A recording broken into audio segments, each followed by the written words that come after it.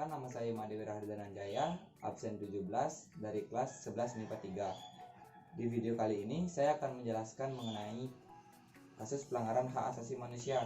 Yang pertama yaitu kasus pembunuhan Marsina, dan yang kedua yaitu peristiwa bom Bali 1. Selanjutnya, mari kita lihat kronologis kasus pembunuhan Marsina.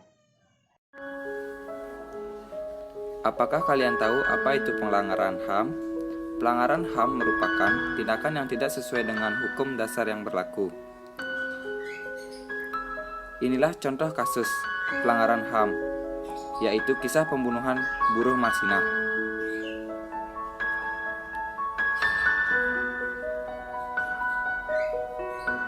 Marsina adalah seorang aktivis dan buruh di PT CPS.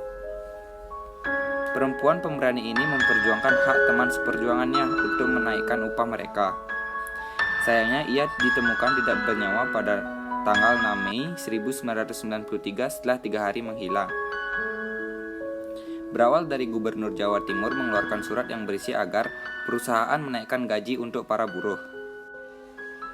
Namun banyak perusahaan yang tidak ingin melakukannya, salah satunya PT CPS. Akhirnya Marsina dan teman-temannya pun melakukan unjuk rasa agar perusahaan menaikkan UMR. Tetapi hal itu tidak diindahkan oleh PT CPS. Pada tanggal 3 Mei serta 4 Mei, para buruh di PT CPS melakukan mogok kerja. Akibatnya, perusahaan tidak dapat bekerja dengan optimal. Akhirnya diadakan perundingan antara perwakilan buruh dan pihak perusahaan. Hasilnya pun membawa kebahagiaan bagi para buruh karena gajinya dinaikkan.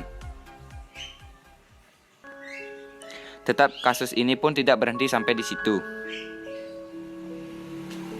Esok harinya 13 buruh yang terlibat demo dipanggil dan secara tiba-tiba mengundurkan diri dari PT CPS. Pada hari yang sama, jam 10 malam, Marsina tidak terlihat lagi. 3 hari berlalu tetapi Marsina belum terlihat di perusahaan maupun tempat kosnya. Pada 8 Mei 1963 telah ditemukan tubuh Marsina di hutan dan terdapat luka yang sangat berat. Adapun penyebab pelanggaran HAM dari kasus Marsina, yang pertama yaitu perusahaan tidak menaikkan gaji para buruh.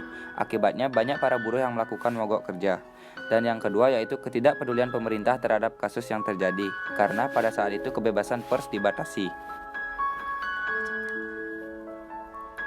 Kasus tersebut merupakan tindakan yang melanggar HAM karena para buruh tidak dapat mengaspirasikan pendapatnya. Hal ini bisa kita lihat dari tuntutan para buruh yang diabaikan oleh PT CPS. Yang kedua yaitu kasus tersebut merenggut nyawa seseorang. Dari kasus ini kita bisa lihat Marsina terbunuh secara sadis. Kasus ini tidak menemui titik temu yang jelas dan pada akhirnya kasus ini ditutup. Menurut pendapat saya, kasus Marsina ini merupakan pelanggaran HAM yang sangat berat, yang dimana dalam undang-undang dibagi menjadi dua kelompok besar, yaitu genosida dan kejahatan terhadap kemanusiaan. Kasus Marsina ini tergolong dalam kategori kedua, yaitu kejahatan dalam bentuk pembunuhan. Hal tersebut ditegaskan dalam pasal 9 Undang-Undang Nomor 26 Tahun 2000 mengenai unsur kejahatan manusia dan pelanggaran HAM. Dasar hukum yang dilanggar yaitu sila kedua Pancasila yang berbunyi kemanusiaan yang adil dan beradab, karena di dalamnya berisi perbuatan mengenai kemanusiaan seperti penyiksaan, pembudakan, penganiayaan, bahkan pembunuhan. Nah, selanjutnya mari kita lihat kronologis peristiwa bom Bali 1. Pada tanggal 12 Oktober 2002, terjadi peristiwa pengeboman paling parah di sejarah Indonesia, yang menjadi tragedi kemanusiaan paling besar di Pulau Dewata, Bali. Peristiwa ini terjadi di Padis Pub, Sari Club, dan di dekat kantor konsulat Amerika Serikat Legian Kuta, Bali. Terdapat 202 korban jiwa dan 209 korban mengalami luka. Kebanyakan korban adalah wisatawan asing yang sedang berkunjung ke Bali. Dan berikut merupakan foto-foto pelaku pengeboman bom Bali 1. Bom Bali adalah balas dendam para teroris karena banyak umat muslim yang terbunuh pada peristiwa Paso dan Ambon. Selain itu, bom Bali juga dilakukan untuk membela rakyat dalam sejarah perang Afghanistan atas penindasan yang dilakukan oleh Amerika. Menurut pendapat saya, peristiwa pengeboman bom Bali 1 yang terjadi pada tahun 2002 merupakan peristiwa terorisme yang sangat parah. Sehingga dari kejadian tersebut dibuatlah Undang-Undang Nomor 15 Tahun 2003 tentang tindak pidana terorisme. Tidak hanya pelanggaran terorisme, dalam peristiwa tersebut terdapat pelanggaran lain, yaitu pelanggaran hak asasi manusia yang terbilang kejam dan sangat tidak berperasaan.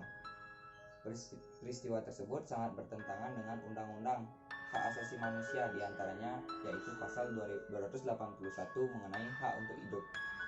Dari kedua peristiwa tersebut, kita dapat mengetahui betapa pentingnya hak asasi manusia untuk kita semua. Maka dari itu, kita harus mengetahui dan mempelajari apa yang boleh kita lakukan dan apa yang tidak boleh kita lakukan agar tidak melanggar hak asasi manusia. Sudah sepantasnya pelaku-pelaku tersebut mendapatkan hukuman yang setimpal, dan seharusnya kejadian ini tidak terulang lagi karena sudah jelas dapat mencoreng nama baik negara dan juga merenggut hak asasi orang lain. Sekian video pembahasan mengenai pelanggaran hak asasi manusia. Semoga bermanfaat, dan jika ada salah kata, saya mohon maaf, dan sampai jumpa di video selanjutnya.